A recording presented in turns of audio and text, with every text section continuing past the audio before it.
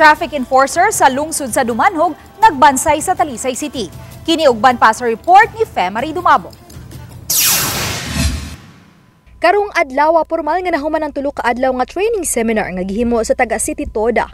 Moabot sa 50 ka mga traffic enforcer sa lungsod sa Dumanhog, laki pa ang pipila ka mga barangay officials ang gipaubos sa training seminar sa traffic laws ubos sa Republic Act 4136. Matod sa hepe sa City Toda, gihimo ang pagbansay-bansay subay sa hangyo si LGU sa Dumanhog ngadto sa Talisay City LGU. Pipila ka mga barangay tanods nga anaa along the road.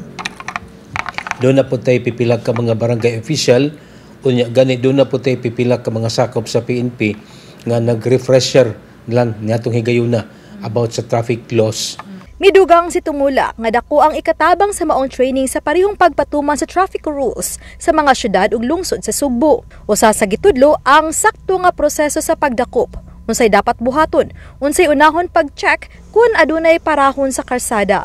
Lakip sa gipaambit sa mga taga City Toda ang insaktong pamatasan sa usa ka enforcer sa pag-approach sa mga sitahon ug dakpunon. Agi lang sa ni og tabang sa atong mga silingan nga mga lungsod aron ma-uniform ang ato ang pag-implementar sa daan unya pag-professionalize pod sa mga lihok sa ato mga traffic enforcer.